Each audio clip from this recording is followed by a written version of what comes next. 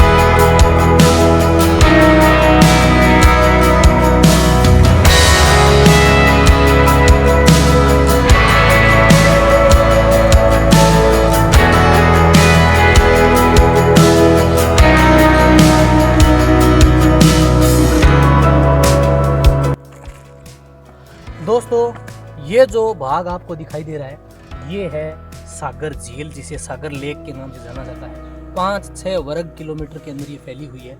और पारस पत्थर की कहानी जो आपने सुनी है वो पारस पत्थर इसी झील की तलहटी के अंदर है आज भी। लेकिन कहते हैं कि यह झील जो है वो बहुत गहरी बनी हुई है। और तिमनगढ़ का जो किला है, ये जो आप सामने पहाड़ी देख रहे हैं, करीबन पहाड़ी के ऊपर 5-6 वर्ग किलोमीटर के अंदर ये फैला हुआ है। और इसकी प्राचीर जो है वो बिल्कुल कुंभड़ दुर्ग की तरह आपको दिखाई देगी। चौड़ी 5 से 10 फीट की चौड़ी प्राचीर जो है वो इसके चारों ओर बनी हुई थी, जो कि अब बिल्कुल टूट सी गई है। यहाँ आपको इस झील के चारों ओर कुछ मंदिर जो हैं वो दिखाई देंगे।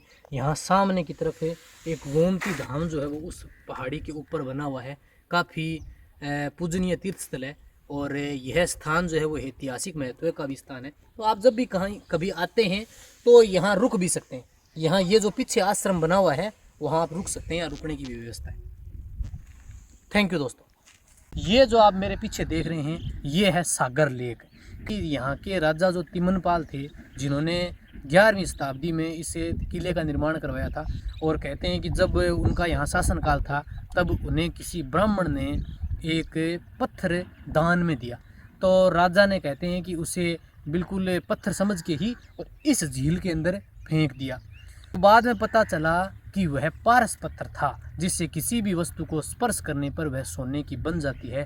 तो राजा ने उसकी बहुत सारी खोजबीन करी। कहते हैं कि इसके अंदर हाथियों के पीछे बड़ी बड़ी सांकल बांध के और उनको इसके अंदर घुमाया गया और बाद में वो सांकल जो थी वो सोने की बन गई। लेकिन राजा को यह पता नहीं चला कि वो जो सोने की बनी वो किस स्थान पे बनी, और वो पारस पत्थर जो है वो आज तक नहीं मिल पाया। यानी वह पारस पत्थर जो है वो आज भी इस झील के अंदर है। तो अगर आपको मौका मिलता है या आपके पास समय हो तो आप यहाँ आके और इसके अंदर डुबकी लगा के उस पारस पत्थर को अपने घर लेकर जा सकते हैं।